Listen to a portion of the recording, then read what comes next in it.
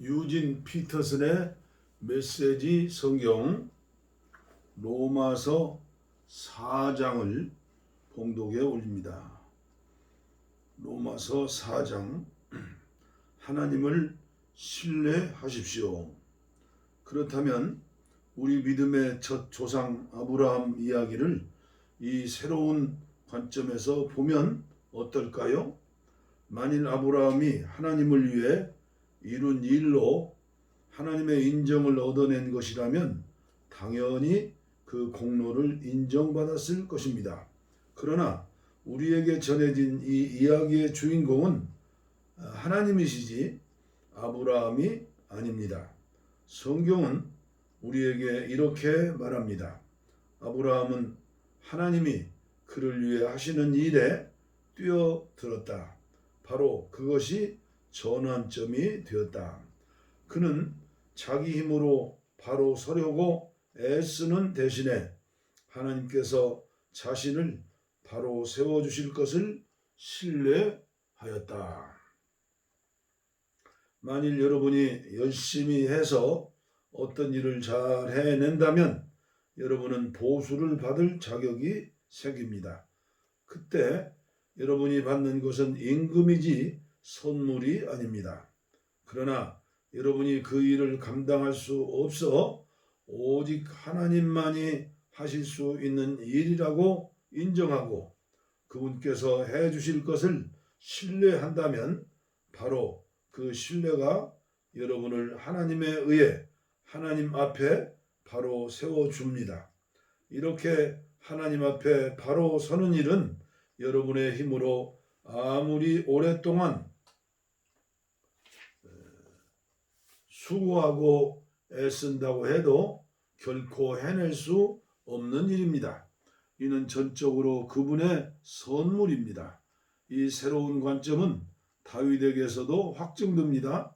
그는 자신의 공로 하나 없이 오직 하나님께서 모든 것을 바로 세워주실 것을 신뢰하는 사람은 복이 있다고 말합니다. 그 범죄가 지워지고 지은 죄 말끔히 씻겨진 사람은 복이 있다. 주님께 그 죄를 청산받은 사람은 복이 있다. 혹시 여러분은 이런 복이 우리 종교의 길을 따르는 할례받은 사람들에게만 선언된다고 생각하십니까? 우리가 따르는 길에 들어본 적이 없는 사람들, 하나님께 훈련받아 본 적이 없는 사람들도 이런 복을 받을 수 있다는 생각은 못해 봤습니까? 일단 우리 모두가 동의할 수 있는 사실부터 말해 보겠습니다.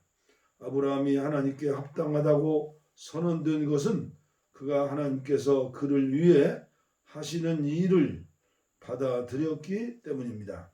그렇다면 생각해 보십시오. 그 선언이 내려진 것은 그가 할례라는 언약의식을 통해 몸의 표시를 받기 전이었습니까? 그 후였습니까? 맞습니다. 표시를 받기 전이었습니다. 그렇다면 그가 할례를 받은 것은 하나님께서 그를 당신 앞에 바로 세우시려고 오래전부터 그를 위해 일해 오신 것에 대한 증거이자 확증의 의미였다는 뜻입니다. 아브라함은 다만 하나님의 이 일을 자신의 온 삶으로 받아들였던 것입니다. 또한 이것은 아브라함이 모든 사람의 조상이라는 뜻이기도 합니다. 다시 말해 하나님께 아직 바깥 사람인 이들, 하나님의 백성으로 인정받지 못하는 이른바 할례받지 않은 사람들이라도 하나님께서 자신들을 위해 하시는 일을 받아들인다면 아브라함은 그들 모두의 조상도 된다는 것입니다. 하나님에 의해 하나님 앞에 바로 서게 된 사람들이란 바로 이런 사람들을 두고 하는 말입니다. 물론 아브라함은 할례라는 종교의식을 거친 이들의 조상이기도 합니다. 그러나 이는 그들이 행한 종교의식 때문이 아니라 하나님께서 그들을 위해 행하시는 일을 믿음으로 받아들이는 모험의 삶을 살기로 그들이 결단했기 때문입니다. 아브라함은 할례의 표시를 받기 오래전부터 바로 이런 삶을 살아온 것입니다. 하나님께서 아브라함에게 그 유명한 약속, 그와 그의 후손이 땅을 차지하리라는 주신 것은 그가 무엇인가를 이루었거나 이루려고 했기 때문이 아니었습니다. 그 약속이 주어진 것은 그를 위해 모든 것을 바로 세워주시겠다는 하나님의 결정에 기초한 것이었습니다. 아브라함은 다만 믿음으로 거기에 뛰어들었을 뿐입니다. 만일 우리가 하나님께 무언가를 얻은 것이 자기가 해야 할 일을 다 마치고 온갖 서류를 다 구비해야만 비로소 가능한 일이라면 인격적 신뢰가 들어설 여지는 아예 사라지고 약속은 냉혹한 계약으로 바뀌고 맙니다. 그런 것은 거룩한 약속이 아닙니다. 사업상 거래일 뿐입니다. 빈틈없는 변호사가 깨알 같은 글씨로 작성한 계약서는 우리가 얻을 것이 전혀 없을 것이라는 사실만 확인해 줄 뿐입니다. 그러나 애초에 계약이란 없고 약속만이, 그것도 하나님의 약속만이 있는 것이라면 그것은 여러분이 깰 수 있는 것이 아닙니다. 바로 이런 이유로 하나님의 약속의 성취는 전적으로 하나님과 그분의 길을 신뢰하는 것, 하나님과 그분이 하시는 일을 단순히 받아들이는 것에 달려 있습니다. 하나님의 약속은 순전한 선물로 우리에게 옵니다. 바로 이것이 우리 종교적 전통을 따르는 사람들일 뿐 아니라 그런 것에 대해 들어본 적이 없는 사람들도 그 약속에 확실히 참여할 수 있는 유일한 길입니다. 아브라함은 우리 모두의 조상이기 때문입니다. 그는 우리 민족의 조상이 아닙니다. 그렇다고 한다면 그것은 이야기를 거꾸로 읽는 것입니다. 그는 우리 믿음의 조상입니다. 우리가 아브라함을 조상이라고 부르는 것은 그가 거룩한 사람처럼 살아서 하나님의 주목을 받았기 때문이 아닙니다. 하나님께서 보잘것없는 아브라함을 불러 대단한 사람으로 만드셨기 때문입니다. 성경에 우리가 늘 읽는 말씀, 하나님께서 아브라함에게 하신 말씀이 바로 이것 아닙니까? 내가 너를 많은 민족의 조상으로 세운다. 아브라함은 먼저 조상이라고 불렸고 그런 다음에 조상이 된 것입니다. 그것은 오직 하나님만이 하실 수 있는 일을 하나님께서 하실 것으로 그가 담대히 신뢰했기 때문입니다. 하나님께서 죽은 사람들을 살리시고 말씀으로 무에서 유를 만들어내시는 분이십니다. 아무 희망이 없었음에도 불구하고 아브라함은 믿었습니다. 아브라함은 자신의 눈에 보이는 불가능한 것을 근거로 살지 않고 하나님께서 하시겠다고 말씀하신 약속을 근거로 살기로 결단한 것입니다. 그러므로 그는 허다한 민족의 조상이 되었습니다. 하나님께서 친히 그에게 말씀하셨습니다. 아브라함아, 너는 장차 큰 민족을 이룰 것이다. 아브라함은 자신의 무력함에 집중하지 않았습니다. 그는 소망이 사라졌다. 100살이나 먹은 이 늙은 몸으로 어떻게 아이를 볼 수 있겠는가 라고 말하지 않았습니다. 또 사라가 아기를 낳지 못한 수십 년을 헤아리며 체념하지도 않았습니다. 그는 하나님의 약속주의를 서성거리며 조심스레 의심 어린 질문을 던지지도 않았습니다. 그는 그 약속 안으로 성큼 뛰어들었습니다. 그러고는 굳센 자, 하나님을 위해 준비된 자, 말씀하신 바를 이루실 하나님을 확신하는 자가 되어 나왔습니다. 그래서 이런 말씀이 기록되었습니다. 아브라함은 하나님이 그를 바로 세워 주실 것을 신뢰함으로 하나님께 합당한 사람으로 선언되었다.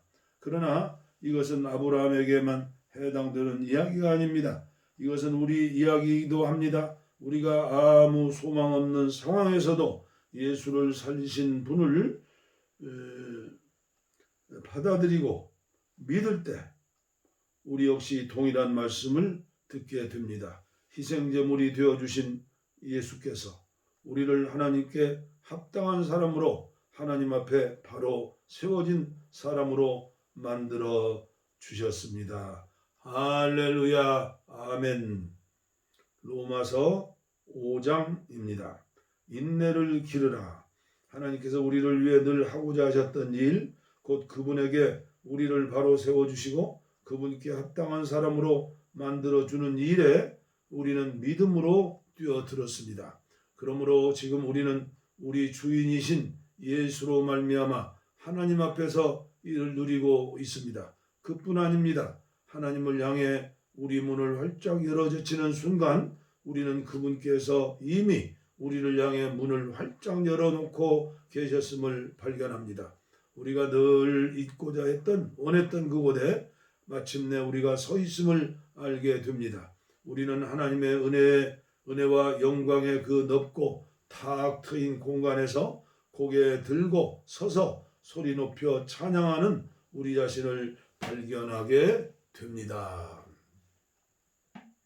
그뿐 아닙니다. 온갖 환난에 포위되어 있을 때에도 우리는 소리 높여 찬양하기를 멈추지 않습니다. 환난이 우리 안에 열정 어린 인내를 길러주고 그 인내가 쇠를 연마하듯 우리 인격을 단련시켜 주며 우리로 하여금 하나님께서 장차 행하실 모든 일에 대해 늘 깨어있게 해준다는 것을 우리가 알기 때문입니다. 이 같은 희망 속에 늘 깨어있을 때 우리는 결코 실망하는 법이 없습니다. 오히려 정반대입니다. 우리가 하나님께서 성령을 통해 우리 삶 속에 아낌없이 쏟아붓고 계신 그 모든 것을 다 담아내기에는 아무리 많은 그릇으로도 부족합니다. 그리스도께서 더 없이 알맞은 때 오셔서 이런 일을 이루십니다. 그분은 우리가 다 준비되기까지 기다리지 않으셨고 지금도 그러하십니다. 우리가 너무 약하고 반항적이어서 전혀 준비되어 있지 않았던 그때 그분은 자기 자신을 이 희생적 죽음에 내어 주셨습니다. 설령 우리가 그렇게 약하지 않았다 하더라도 우리는 여전히 갈팡질팡했을 것입니다. 우리는 목숨을 바칠 만한 가치가 있다고 여기는 사람을 위해 대신 죽는 것은 이해할 수 있습니다. 또 선하고 고귀한 사람을 보면 우리 안에 그를 위해 기꺼이 희생하고자 하는 마음이 일어난다는 사실도 알고 있습니다. 그러나 하나님은 우리가 그분께 아무 쓸모가 없을 때 당신의 아들을 희생적 죽음에 내어주심으로 그렇게 우리를 위해 당신의 사랑을 아낌없이 내놓으셨습니다. 이 희생적 죽음, 이 완성된 희생제사를 통해 우리는 하나님 앞에 바로 세워졌습니다. 그러므로 이제는 더 이상 하나님과 사이가 멀어질 일은 없습니다. 생각해 보십시오. 우리가 최악이었을 때에도 그분의 아들의 희생적 죽음을 통해 우리와 하나님 사이가 친밀하게 되었습니다. 그렇다면 우리가 최선인 지금 그분의 부활 생명이 우리 삶을 얼마나 더 넓고 깊게 하겠습니까? 하나님과 친구가 되는 이 엄청난 선물을 실제로 받아 누리고 있는 우리는 이제 더 이상 단조로운 산문적 표현에 만족할 수 없습니다. 우리는 노래하고 외칩니다. 메시아 예수를 통해 하나님께 우리의 찬양을 드립니다. 아멘. 죽음을 부르는 죄, 생명을 주는 선물. 여러분은 아담이 어떻게 우리를 죄와 죽음이라는 딜레마에 처하게 만들었는지 들어서 알고 있을 것입니다. 죄와 죽음으로부터 자유로운 사람은 아무도 없습니다. 죄는 만물과 하나님과의 관계, 또 모든 사람과 하나님과의 관계에 해를 끼쳐왔지만 하나님께서 모세를 통해 자세히 상술해 주시기까지는 그 해가 어느 정도인지 분명치 않았습니다. 그처럼 죽음, 곧 우리와 하나님 사이를 갈라놓는 그 거대한 심려는 아담으로부터 모세에 이르는 시간에도 유세를 떨쳤습니다.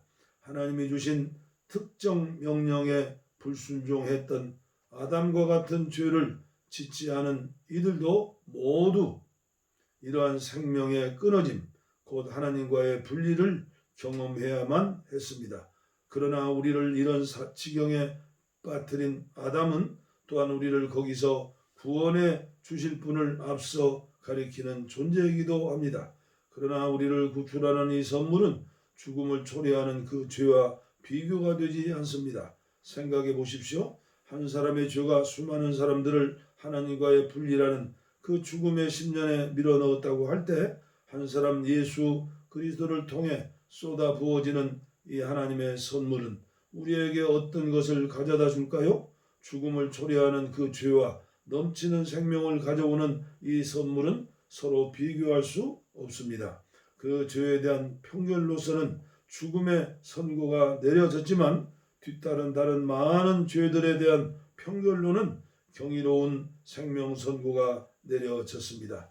한 사람의 잘못을 통해 죽음이 유세를 떨쳤다면 이제 한 사람 예수 그리스도께서 마련해 주신 이 어마어마한 생명의 선물, 이 모든 것을 바로 세우시는 장대한 일을 두 팔 벌려 받아들이는 이들의 안에서 이 생명이 이루어져 낼 가슴 벅찬 회복, 우리를 다스리는 생명, 이 어떤 것일지 여러분은 상상할 수 있겠습니까? 한마디로 말하면 이렇습니다. 한 사람이 잘못을 범해 우리 모두가 죄와 죽음이라는 곤경에 처하게 된 것처럼 또 다른 한 사람이 올바른 일을 함으로써 우리 모두가 거기서 벗어날 수 있게 되었습니다. 사실 우리는 단순히 곤경에서 건져진 것 이상입니다. 그분은 우리를 생명 속으로 이끌어 들이셨습니다. 한 사람이 하나님께 아니오라고 말함으로써 많은 사람이 잘못되었고 한 사람이 하나님께 예라고 말함으로써 많은 사람이 바르게 되었습니다. 일시적인 율법이 죄와 맞서할 수 있었던 것이라고는 더 많은 율법 위반자들을 만들어내는 것이 전부였습니다. 그러나 죄는 우리가 은혜라고 부르는 그 전투적 용서에는 도저히 맞수가 되지 못합니다. 죄와 은혜가 맞설 때 이기는 쪽은 언제나 은혜입니다. 죄가 할 수 있는 일이라고는 죽음으로써 우리를 위협하는 것이 전부인데 이제 그 일도 끝났습니다. 하나님께서 메시아를 통해 모든 것을 다시 바로 세우고 계시기에 은혜는 우리를 생명의 삶 속으로 이끌어 드립니다. 끝없는 삶, 담이 없는 세상 속으로 말입니다. 할렐루야, 아멘. 감사합니다. 로마서 6장입니다. 그리스도와 함께 죽고 그리스도와 함께 살다. 그렇다면 이제 우리는 어떻게 할까요? 혹시 하나님이 계속해서 용서를 베풀어 주시도록 계속해서 죄를 지을까요? 그렇지 않기를 바랍니다. 죄가 다스리는 나라를 떠난 사람이 어떻게 거기 있는 옛집에서 계속 살 수 있단 말입니까? 우리는 짐을 꾸려 영원히 그곳을 떠났다는 사실을 모르십니까? 우리가 세례받을 때 일어난 일이 바로 이것입니다. 물 아래로 들어갔을 때 우리는 죄라는 옛 나라를 뒤에 남겨두고 떠난 것입니다. 그 물에서 올라올 때 우리는 은혜라는 새 나라에 들어간 것입니다. 새로운 땅에서의 새로운 삶 속으로 말입니다. 우리가 받은 세례의 의미가 바로 이것입니다. 세례는 예수의 삶 속으로 들어가는 것입니다. 물에 들어갔을 때 우리는 예수처럼 죽어 매장된 것입니다. 물 위로 일으켜졌을 때 우리는 예수처럼 부활한 것입니다. 우리 한 사람 한 사람을 우리 아버지 하나님이 일으켜 세우셔서 빛이 가득한 세상에 들어가게 해주셨고, 그래서 지금 우리는 은혜가 다스리는 그 새 나라에서 길을 찾아 살게 되었습니다. 너무도 분명하지 않습니까? 우리 옛사람은 그리스도와 함께 십자가에 못 박혔습니다. 죄의 삶, 그 비참한 삶의 종지부를 찍은 것입니다. 이제 우리는 더 이상 죄에 이리저리 휘둘리지 않습니다. 우리는 믿습니다. 그리스도의 죽음은 죄를 정복하는 죽음입니다. 그 죽음에 우리가 들어갔다면 또한 우리는 그분의 부활, 곧 생명을 구원하는 그 부활 속으로 들어갑니다. 우리가 알듯이 예수께서 죽은 자들 가운데서 일으켜 지신 것을 마지막으로서 죽음의 끝을 알리는 것이었습니다. 이제 죽음은 끝이 아닙니다. 예수께서 죽으셨을 때 그분은 자신과 더불어 죄를 끌어내리셨고 다시 살아나셨을 때 그분은 하나님을 우리에게 내려오시게 하셨습니다. 그러니 이제부터는 이렇게 여기십시오. 이제 죄는 여러분이 알아듣지도 못하는 죽은 언어로 말할 뿐입니다. 그러나 하나님은 여러분에게 모국어로 말씀하시며 여러분은 그 말씀을 단 한마디도 놓치지 않습니다. 여러분은 이제 죄에 대하여 죽었고 하나님께 대하여는 살았습니다. 예수께서 그렇게 만드셨습니다. 다시 말합니다. 이제 여러분은 삶의 길을 정할 때 죄에게는 단 한 표의 고난도 허용하지 말아야 합니다. 죄는 거들떠보지도 마십시오. 그런 옛 방식의 삶이라면 잔심부름도 거절하십시오. 대신 여러분은 온 마음을 다하고 온 시간을 들여 하나님의 길에 헌신하십시오. 여러분은 죽은 자들 가운데 일으켜진 사람임을 기억하십시오. 이제 여러분은 죄가 시키는 대로 살 수가 없습니다. 여러분은 더 이상 그 옛 폭군의 지배 아래 있지 않기 때문입니다. 이제 여러분은 하나님의 자유 가운데 살고 있습니다. 참된 자유. 그런데 그 옛 폭군에게 벗어났다고 해서 우리가 옛날처럼 마음대로 살아도 좋다는 뜻입니까? 하나님의 자유 가운데 자유롭게 되었다고 해서 이제 무엇이든 내키는 대로 해도 좋다는 것입니까? 그렇지 않습니다. 여러분은 경험을 통해 할 것입니다. 자유로운 행위라지만 실은 자유를 파괴하는 행위들이 있다는 것을 말입니다. 가령 여러분 자신을 죄에 바쳐 보십시오. 그러면 그것으로 여러분의 자유의 행위는 끝이 납니다. 그러나 여러분 자신을 하나님의 길에 비춰 보십시오. 바쳐 보십시오. 그러면 그 자유는 결코 그치는 법이 없습니다. 여러분은 평생을 죄가 시키는 대로 살아왔습니다. 그러나 감사하게도 이제 여러분은 새로운 주인의 말을 듣기 시작했으며 그분의 명령은 여러분을 그분의 자유 가운데 가슴 펴고 사는 자유인으로 만들어 줍니다. 내가 이처럼 자유를 들어 말하는 것은 쉽게 우리 머릿속에 그림이 그려지기 때문입니다. 어렵지 않게 떠올릴 수 있지 않습니까? 과거에 자기 마음대로 다른 사람이나 하나님은 안중에 두지 않고서 살았을 때 어떻게 여러분의 삶이 더 나빠지고 오히려 자유에서 멀어져 갔던지를 말입니다. 그러나 이제 하나님의 자유 가운데 사는 여러분의 삶, 거룩하고 치유받고 드넓어진 여러분의 삶은 얼마나 다릅니까? 과거에 하나님을 무시하며 제멋대로 살았을 때 여러분은 무엇이 바른 생각인지 무엇이 바른 행동인지 전혀 신경 쓰지 않고 살았습니다. 그러나 과연 그런 삶을 자유로운 삶이라고 할 수 있습니까? 그런 삶에서 여러분이 얻는 것은 대체 무엇이었나요? 이제 와서 볼 때 자랑스럽게 여길 만한 것은 하나도 없지 않습니까? 그런 삶이 여러분을 마침내 데려간 곳은 어디였나요? 막다른 길 뿐이었습니다. 그러나 더 이상 죄가 시키는 대로 살 필요가 없다는 사실을 알게 된 지금, 하나님의 말씀을 듣고 따르는 즐거움을 알게 된 지금, 여러분 놀랍지 않습니까? 여러분은 지금 온전한 삶, 치유된 삶, 통합된 삶을 누리고 있습니다. 또한 이 삶은 갈수록 더 풍성해집니다. 아멘. 죄를 위해 평생 애써 일해 보십시오. 결국 여러분이 받게 될 연금은 죽음이 전부입니다. 그러나 하나님의 선물은 우리 주 예수께서 전해주시는 참된 삶, 영원한 삶입니다. 로마서 7장 두 길 사이에서 신음하는 삶. 친구 여러분, 여러분은 내가 하는 말을 이해하는데 어려움이 없을 것입니다. 여러분은 율법에 대해서라면 박시간 전문가들이기 때문입니다. 여러분이 잘 알듯이 율법의 적용과 효력은 살아있는 사람들에게만 해당됩니다. 가령 아내는 남편이 살아있는 동안에는 법적으로 남편에게 묶여 있지만 남편이 죽으면 자유로워집니다.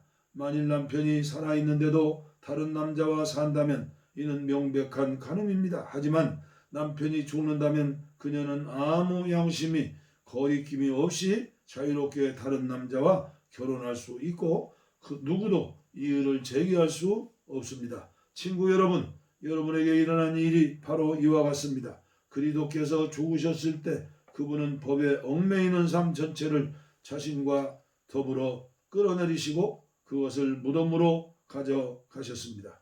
여러분으로 하여금 부활 생명과 자유롭게 결혼할 수 있도록, 그래서 하나님을 향한 믿음을 자녀로 낳을 수 있도록 하셨습니까? 우리가 옛 방식대로, 다시 말해 우리 마음대로 살았을 때는 옛 율법 조문에 포위당한 채 죄에 거의 속수무책이었습니다. 그럴수록 우리는 더욱더 반항적이 되어갔습니다. 그런 삶에서 우리가 내놓은 것이라고는 유산과 사산이 전부였습니다.